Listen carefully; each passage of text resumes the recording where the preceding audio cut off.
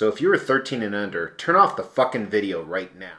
There are so many awesome one-liners from Arnie in Predator, so go ahead and throw your favorite one-liner in the comments below.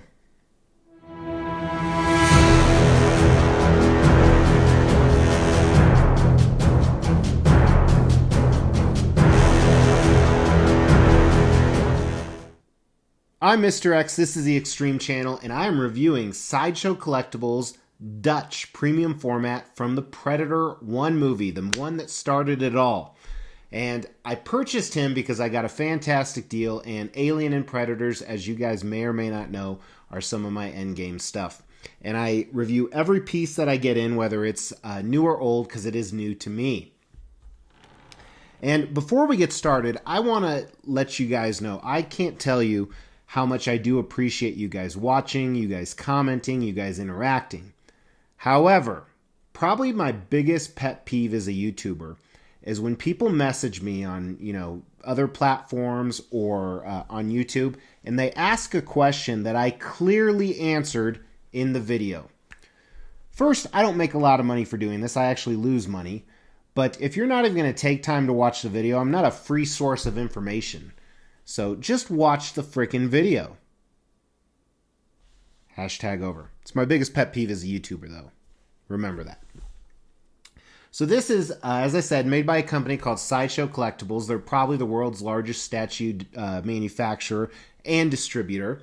Sideshow Collectibles made 2,100 of these, and they have been out for a long, long time. As you know, the original Predator movie with Arnold Schwarzenegger, I think it was the 80s or 90s it came out, so been out for a long time. And interestingly enough, my favorite Predator film, I know I'm going to get some hate from this, but is actually AVP. I enjoy Predator 1, Predator 2 is AVP, I really enjoyed that movie. I wish it was rated R, but I dug it quite a bit. Followed closely by Predator 1, and after I unboxed him a few days ago, myself and my 7-year-old, I actually introduced him to Predator 1. We went and watched it together. Because he's seen some scenes from the other Predators, like he knows my wolf Predator back there from Alien vs. Predator Requiem, which I think is the worst Alien or Predator movie, but it has some of the coolest scenes and coolest characters. I bought him secondhand. I got a screaming deal on him. He did retail for $350 back in the day. However, nowadays he goes for anywhere from $500 to $900, depending if you get the exclusive. So Sideshow made 1,500 of them were the collector's edition, which is like this right here, comes with this portrait. And then 600 have an exclusive portrait, which we'll look at later with design. And as we look at this guy, we are going to review him using the extreme scale. So T for trash, 1 out of 5. X for extreme, 5 out of 5. And for how old this piece is, I'm pretty surprised on a lot of stuff. And I think he's going to rank higher than I would have expected him to. But let's dive into the review here, starting as we always do with the concept.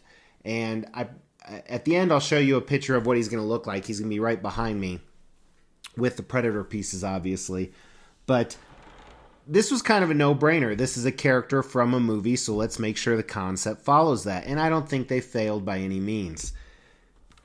At the base, one of the parts that doesn't make sense is it's almost like a spaceship on the bottom. A futuristic spaceship, which you only saw at the beginning of the movie Predator because they were in the forest the majority of the time. So there wasn't much high-tech stuff, but as you move up, you see the forest. It was a tropical forest, very hot, very sweaty. She even said that's when the Predators come out, is during the hottest years. And he's trudging. I call that trudging. He's in I would still consider this a museum pose, but he's trudging along in his fatigues, which a lot of the movie he didn't wear this. This was just at the beginning part of the movie. And there's no battle damage on him, so he hasn't met the Predator yet. So he's probably been doing some other stuff here. And as you move up, one of the things, we'll talk more about this with the design, his likeness, which I don't want to give away any spoilers, but when I first opened the portrait, I was like, yeah, it's pretty off. I mean, it's decently there. But when I watched the movie, it's a lot closer than you think. So, pretty simple concept. He's trudging through the forest that he fights the Predator in. He sides very well.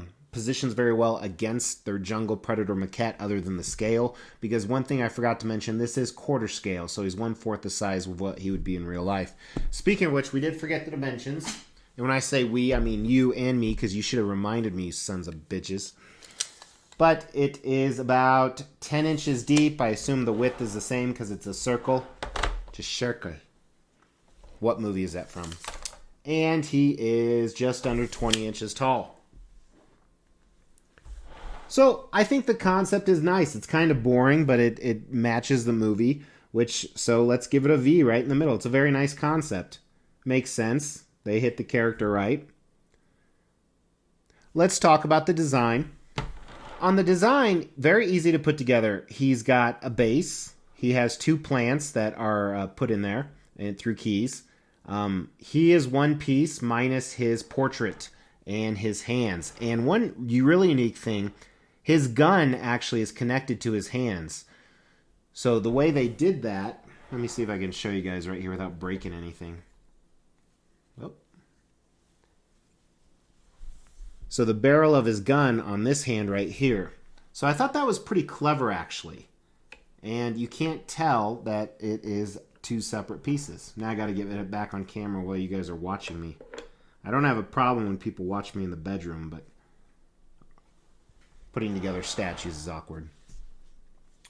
So, mixed media for the most part, which we'll look at with the paint and sculpt, which I'm not a huge fan of when they use too much mixed media like that, but it is what it is. Let's look at his portraits. Right here is his portrait that comes with all 2,100 statues. So this is the collector's edition. I think the facial expression is correct because he's not sure what's going on. So it's a very ambiguous. I'm very sick, by the way. Ambiguous. I don't know. It's a very portrait that doesn't really tell a lot of stuff. If you guys watch my, what did I review this morning that I was dying? Oh, Red Skull. This is that same day. This is like 6 hours later because I'm going through heats and sweats. Can't even tell I'm sick. This is how I roll, yo. I'm getting delirious now. I'm staying home tonight, though. It's Saturday. I'm going to stay home. I was going to go to a basketball game, Nuggets, but I'm having my wife take my son. Going to relax, probably review some more stuff. You probably don't care about that. You probably want to know about the statue. So let's talk about it. Let's show the exclusive portrait. Here's the exclusive portrait with the cigar, which was very, very Arnold during the movie. Had the cigar in most of the time. And the likeness is very similar in both of them. So let's talk about that. It's actually pretty close to the movie, especially for the time that statues were made. The likeness always wasn't the best back then. I think they did a really good job on the likeness. It's a 4 out of 5 on the likeness. And Arnold looks different in different movies, not only due to weight and complexion, but just different aspects. So I think they did a good job with the likeness. One thing I don't like about the design, besides the mixed media, is the fact that his head is turned the way it is. It's kind of an interesting aspect because no matter how you want to pose him, if you want to show the gun, you're not going to see his portrait. See that? If you want to show his portrait, it's not going to work very well either. Seeing the rest of the statue, and it's just a really awkward pose. So I think that was a miss on the design. But overall, the design is just like the concept. I think it's V. It's very nice. Nothing crazy, nothing horrible. And as we jump into the paint and sculpt, I think you're going to see a lot of the same. However, when I look at older pieces, I'm often have a lower bar, lower expectations. And because of that, I think it ranks the statue a little bit higher. And that's the same case here. I think this is really well done considering the time period it was done in. So we're going to look at the paint and sculpt, and then we're going to grade them separately at the end. Unless I have the same score, then we'll just do it together. That's what she said. At the bottom here, I don't understand this base. I like it, though. So if we're strictly speaking about paint and sculpt, it's done very well. It reminds me of a Predator ship, which we really didn't see too much in this movie, but some great different tones of coppers and browns mixed throughout. And a whole bunch of circuitry and vents. and chambers, it almost looks like. Just interesting stuff going on, some buttons. And then they have these vines wrapped around it, and I think this is a little bit of miss on the paint. The vines have some green on them, but they have a lot of that copper. So I don't know if it was a bad paint job at the factory. I doubt it was just my piece. But I do like the moss that's growing on them. It actually looks like real moss. They did a great job on that. But again, that kind of messes up the story for me. I don't understand how the spaceship or whatever it was somewhere in the forest that they were in. Let's look at the top of the base. I also think this is done really well. It has that whole moss effect all over, kind of a muddy, hot moss effect with plants and roots. A little too much green for me, but I think that adds more to the statue and gives it some contrast, especially on the big vines flowing in the back. Some good texture on there throughout the whole base as well with the leaves and everything. What I don't like is the plants that you insert. They're too plasticky for me. They're not horrible, but definitely could have done a better paint job on those. Let's look at his boots. These are sculpted. Great looking boots. Army boots. I don't like the colors they used on them, but you do see some of the moss. So that almost makes me think that this was a muddy area. Great sculpt on the laces. There's some cool folds in there. Good tread. And then just looking at his mixed media in general, we're going to jump around a little bit here because obviously we're not judging the sculpt or anything. But, army fatigues here, I think that's what they're called, to blend in, which looks great. I think it would have been better if they had done him with just his strap, not a shirt on as he was most of the movie. Really show off his Arnold muscles. Kind of an interesting fact, on that scene where him and Apollo were meeting up, you know what I'm talking about? They had to use a stunt double for the arm, and it was me. I don't know if you know that, but here's the scene, that was me. But back to his fatigues here. Also, he has weapons all over. I really like that. The weapons aren't removable or anything. At least I haven't tried, but I doubt they are. So he has some machetes hanging, gun on the side. Actually, it is removable now that I see that. That's kind of cool. Just some more belts, straps. Then his vest, the straps on his vest with all the different pockets. I like the color on this. It looks like, kind of faded pleather. So the mixed media is all right. It's acceptable, I think, for mixed media. Let's look at some of the sculpted areas, starting with his arms. I think the musculature is good. I don't think it's great. I don't know what all this crap is all over him. It almost looks like there's holes in his arms. It's not texture.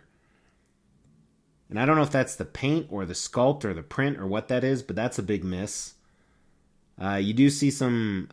the coloring, I think it's too light. He was much darker in the movie, obviously from being out in the sun. But there are some cool blue effects by the veins and some reds in there that look good. So the arms, I'm not a huge fan of. His hands, the gloves look great. Sculpted gloves, these padded gloves that he also wore in the movie. You can even see his watch in a picture here. Some good folds in them, good sculpt. His fingers are horrible. They did a bad job printing it. You can see in between the fingers this kind of, I don't know if this is resin or polystone that's left inside there. That's a huge miss, especially for a $300, $400 statue. Gun looks great. Some nice detail in it. They didn't go overboard like they do nowadays, and when I say overboard, it's actually a good thing, but for the time period this was made, this is kind of what I'd expect with the gun. It doesn't look like a toy, which is kind of key to me. Then let's look at his portraits here.